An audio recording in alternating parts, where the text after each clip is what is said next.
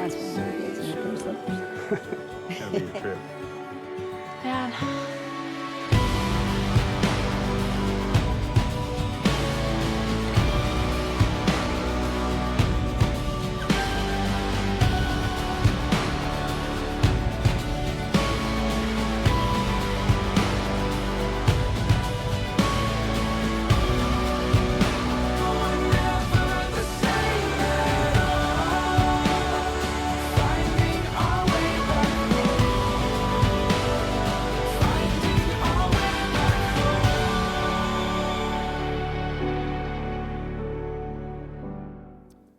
So last week, we kind of opened up our conversation about marriage, and we discussed this tension and reality that exists in every relationship and in every marriage. You think about like scales, and the scales dipping in favor of love and emotions as opposed to the negative consequences or the bad things or the fights or the arguments.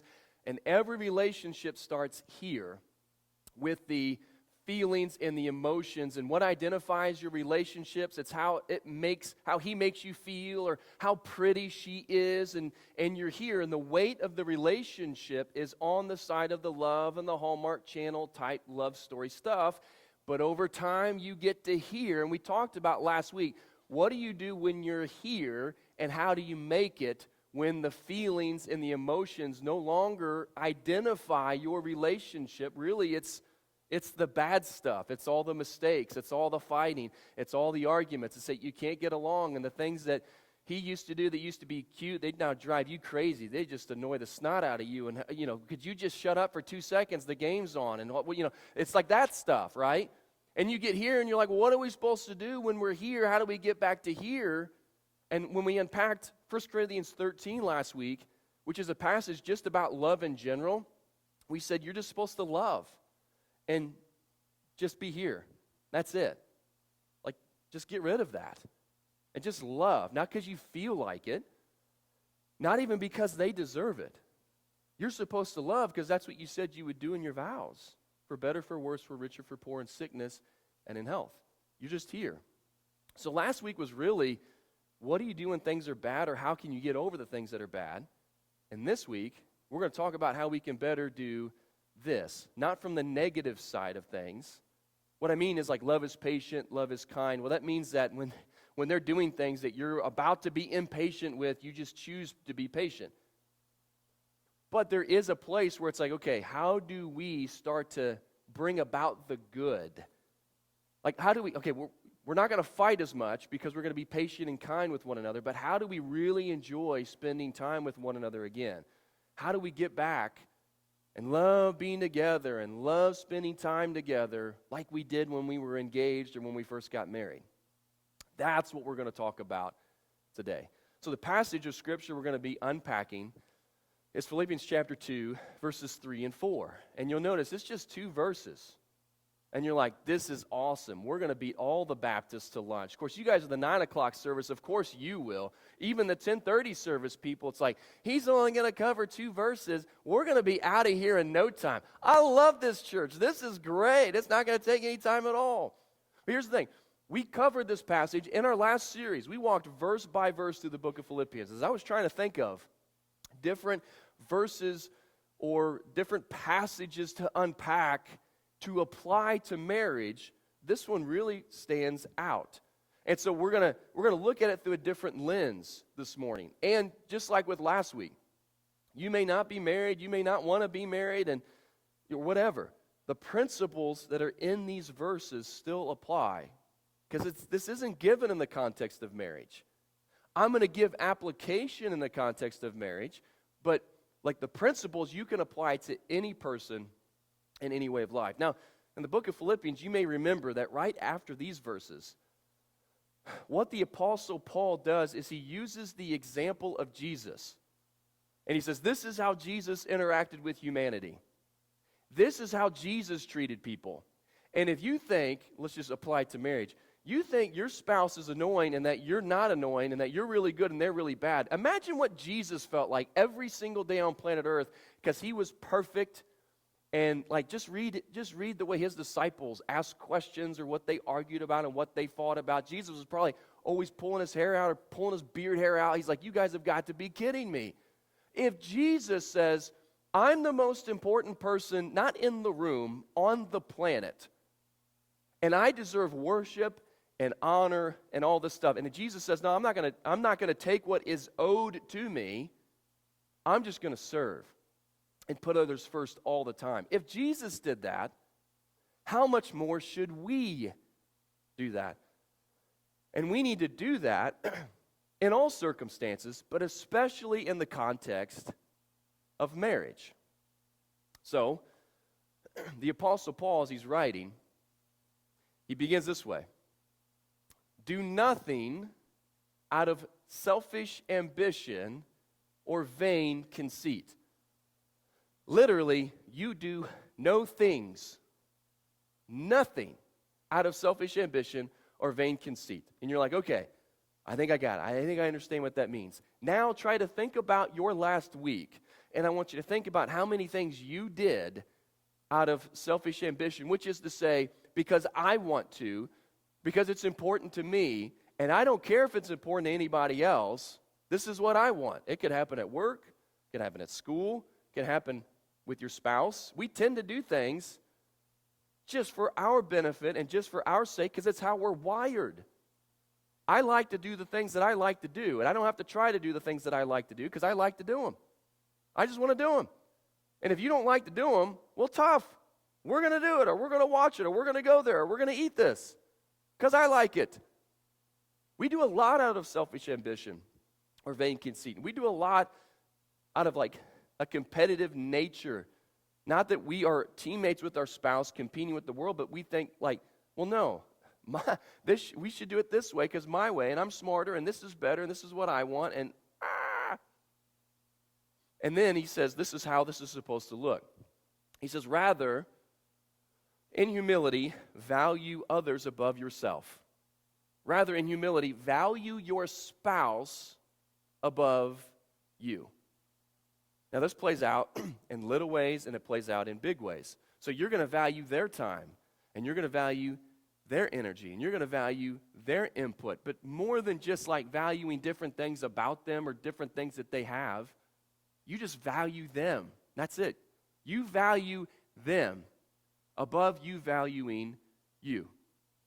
Now think about how that plays out. Think about the different things in your life that you value. Think about the different things in your life that are important to you. Like when I was a kid, I used to collect baseball cards. And I had thousands of them. And there were some that like I stored in a stack with a rubber band around them because they really weren't all that great. But I had some that I would keep in a hard case because they were worth like $5 or maybe even $10. I didn't have like a $200 baseball card. But if you had a $10 baseball card when you were 8 years old, that's like gold, okay? And you might even take it to school, which I did a few times. But I didn't even let my friends hold them. You know why? Because I know my friends. They were knuckleheads. And they were going to take it out of that case, and they were going to look at it, and they were going to get fingerprints all over, and they were going to bend the corners, and they were going to ruin the value. It's like, no. You can look at it, but you cannot touch it. See, I told you I had this card. And they're like, whoa, and that's what it is. It's like, whoa, isn't that cool? Wow. So I would have these cards. And then, I had cards in the books where there's like 9 spaces per sheet, and you would have, so like that's a step down, and then you would have cards in the individual sleeves, and then you would just have cards that you would just like pass around on the bus and you would all be looking at. But the things that are valuable to you, you treat differently. It reminds me of the movie Ferris Bueller's Day Off. You seen that movie? So Ferris is trying to get his friend, hey, let's take your dad's Ferrari out. Ferris, he doesn't drive it. He just looks at it and wipes it with a diaper. He loves that car more than life itself. He loves that car more than he loves me. He loves that car more than he loves my mom. He just loves that car. And it was evident to Cameron that his dad loved the car and loved him more than anything because he treated it differently. He treated it like it had the highest value. And you need to treat your spouse like he or she has the highest value, like they are your top priority. So that when your kids when your kids talk about your relationship, the way that Cameron talked about his dad in the car, your kids are able to say, my dad loves my mom more than life itself. He values her. Well, how do you know that? And they're able to list things that you do in order to treat them differently and protect them. Like, it's obvious to everybody around you that you value them more than anything. You even value them more than you value you. And when you think about how this plays out, it's like, well, you treat your most valued possession differently. Treat your wife or treat your husband the way you treat your most valued possession. Now, you may be saying to me, well, Pastor Doug, my most valued possession, I keep it in the gun safe, and I'll do that, but I don't think she's going to fit in there, and I don't think she's going to want to go in, so, how am I supposed to, how do I treat my wife the way, what does that really look like? How does it play out? Well, I go back to baseball cards, because that was the last thing that I had that had real value, okay? Were like baseball cards when I was 8 years old. And you just look at it differently, you treat it differently. It's not the same as the rest of the cards. And so you think about your wife, or you think about your husband, you do not treat them differently. It's almost like, I never had these, but you put on the white gloves. Whenever something like an auction on TV, and they're buying things that cost more than my house, and they bring it out. Here is a lamp that was in Lincoln's home. And the guy's got gloves on, and he's super careful with it. He doesn't yep, in the back, take a look at it. Now throw it back up. Okay, it's the lamp. No, because it's going to break. You don't do that. So careful. It's precious. When with your wife or with your husband, not that you treat them with kid gloves, but you're careful, it's precious. I don't want to do anything to damage what is most precious or most valuable to me.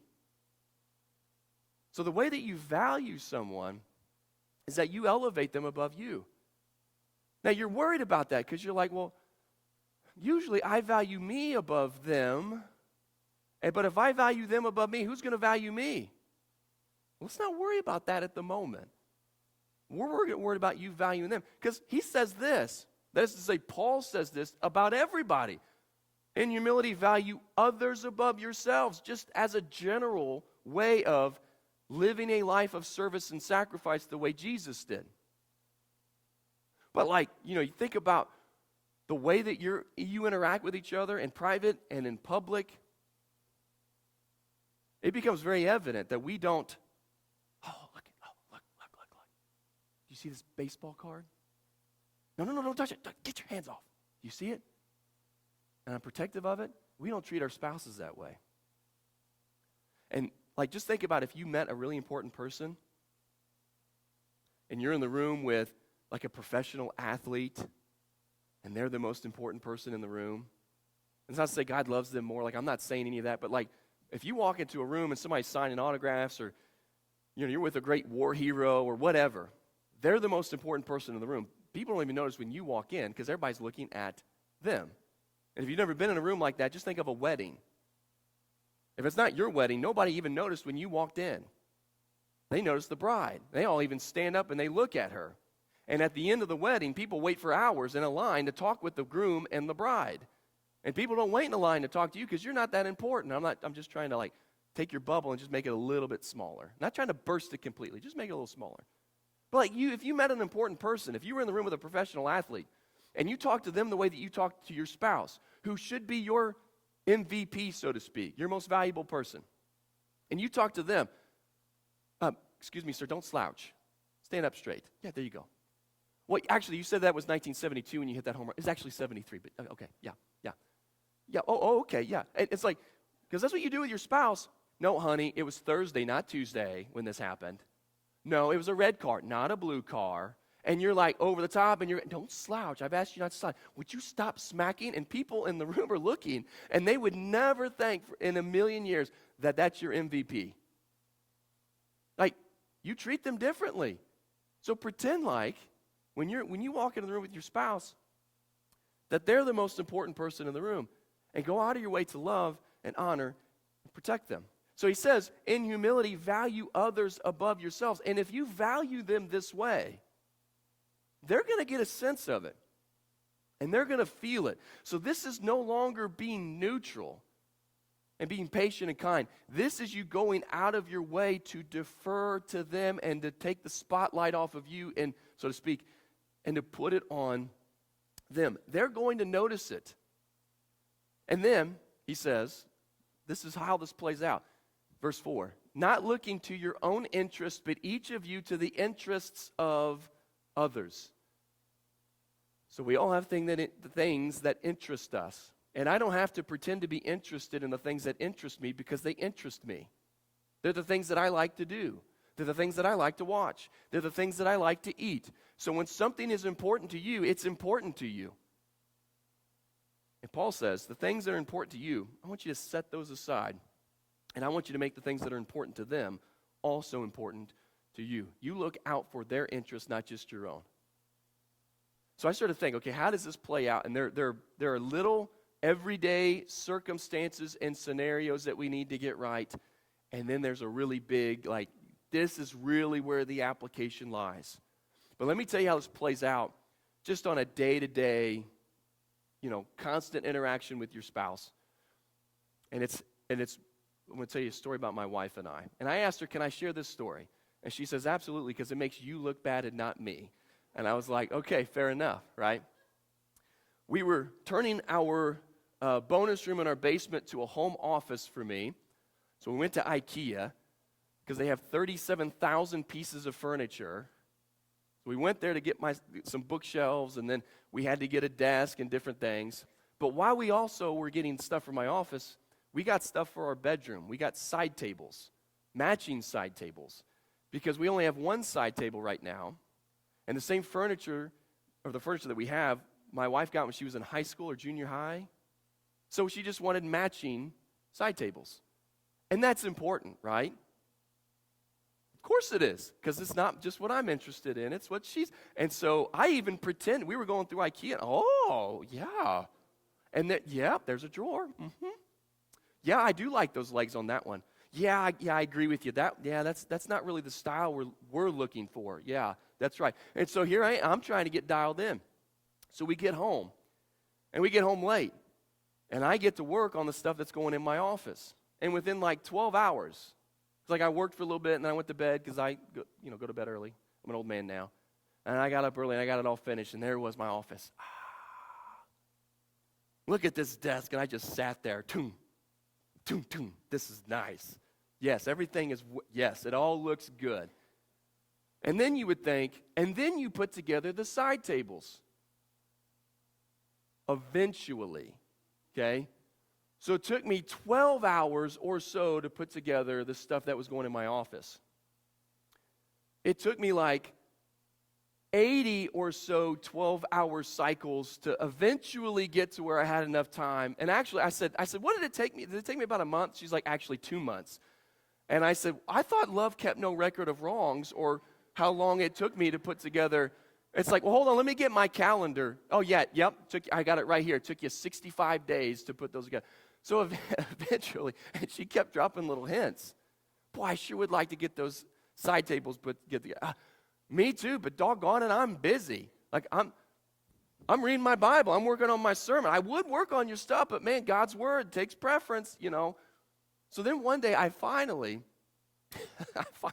went out to the garage and I grabbed one of these boxes. And the thing is, I just procrastinated because it wasn't interesting to me. I don't care what the side tables in our bedroom look like. I just don't.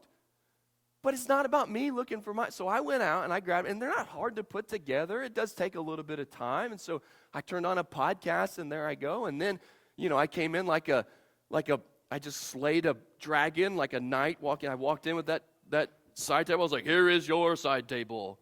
And she's like, thank you, where's the other one? Okay, fine, I'll go do the other one now. And so, imagine what type of hero I would have been if I would have done the side tables before I did the desk and the bookshelves.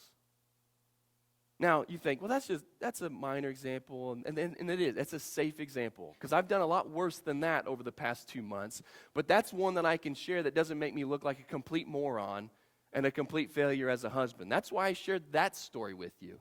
And I've got plenty of them. And my wife's like, and I've got even more than he's got, right?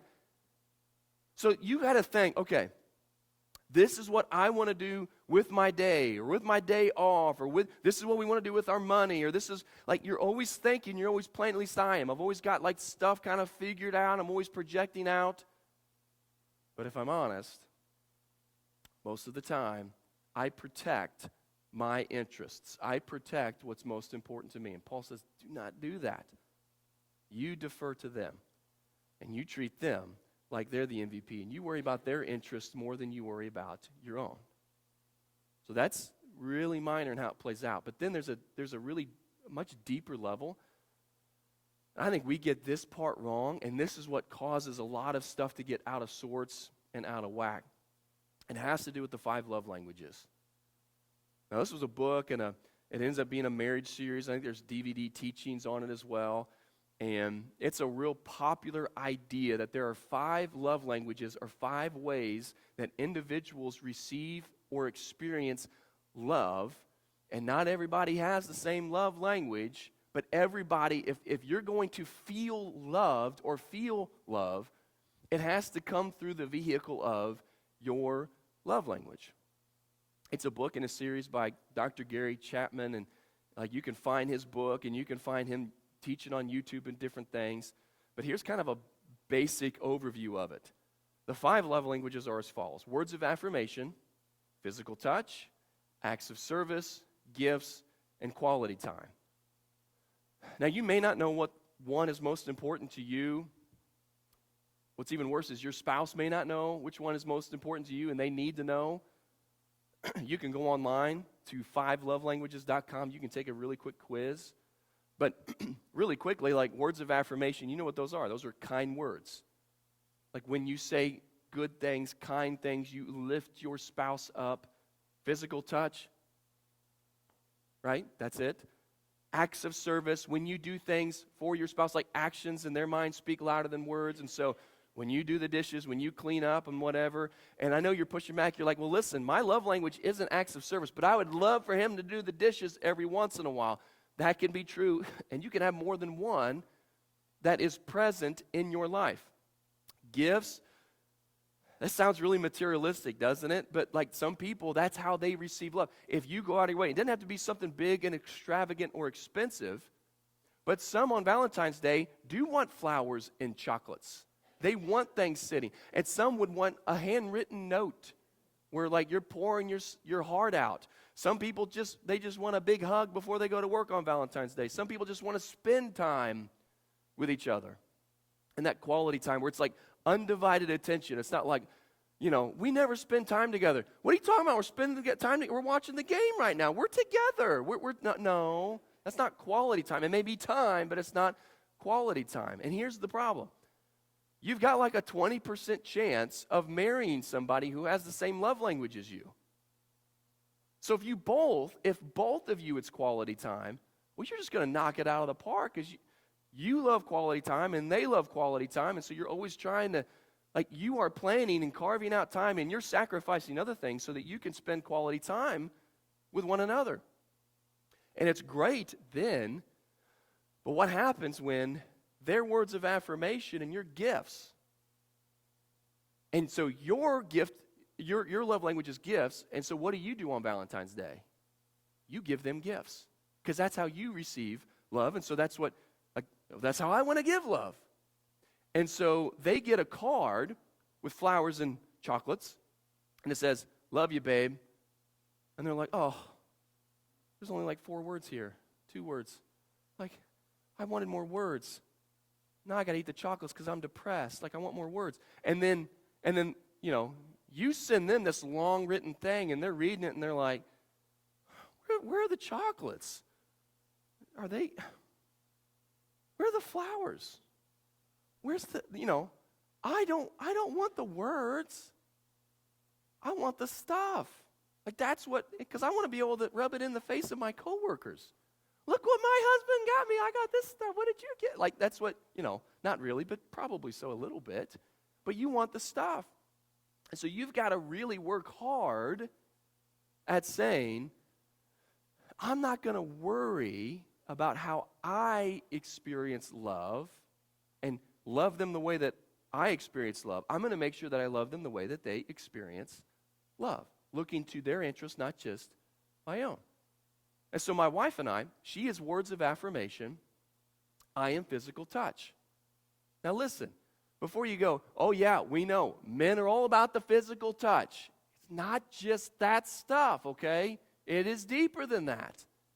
And so for me, it's like, even with my kids, I love when my kids hop up, if I'm sitting in the chair and they hop up and they snuggle and, we watch a movie together, whatever. Like, I just love cuddling and snuggling. And the weird thing is, and I'm going to give this as a disclaimer, I don't like people that are not related to me touching me. So if you go, hey, his love language is physical touch, we should hug him after service. No, you shouldn't. Now, I can use COVID as an excuse. When I see someone coming in for the hug, I'm like, 6 feet, do not make me, back up. And a stranger coming up and rubbing my arm, I'm like, what are you doing right now? So don't touch me. Just my wife and kids, okay? That's all the only people that get this. I have major, personal space issues. So early on in our marriage, we were sometimes missing a little bit. Because I'm a man of, I know you're a man of few words. You're a pastor, and sometimes we get out late. You're not a man of few words, but I tend to be that way with my wife. So I'm content just sitting on the couch, holding hands, watching something. And during that whole time, she's just looking at me. Is he going to say anything? Is he going to say thank you for dinner? Is he going to say I love you? Is he going to say I look pretty today? Like, where are the words of affirmation? Like, well, I can think those things, but we're holding hands. This is good. And then sometimes she'll write me a note. And not that I don't like the notes. I like the notes, but it's like, well, can I read this note while we're hugging? Because that would really be the home run for me. It's like, all the things that I am and how much she loves me. And sometimes that stuff kind of feels too gushy and too, like, I'm just like, ugh. Thanks. Oh, there's the hug. There we go. That's what I really wanted. In fact, early on in our marriage, a big thing for her in terms of showing love was acts of service. And so, like, she grew up in a house where they did big meals. Every meal was a big meal. And I grew up in a house where food was fuel for your body so you could go get to work or do things you needed to do. So she would kill herself making a big meal, and then she'd put it in front of me and be like, oh, thanks, because it's fuel. I'm putting fuel into my body.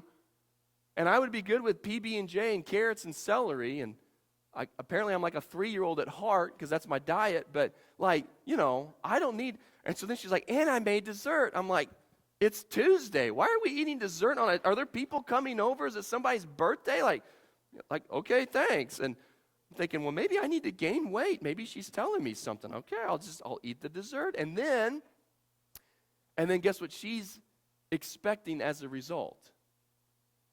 My goodness, babe, thank you so much. That was so good. You made me my favorite dessert, and man, that lasagna, it was so good. And what did I do?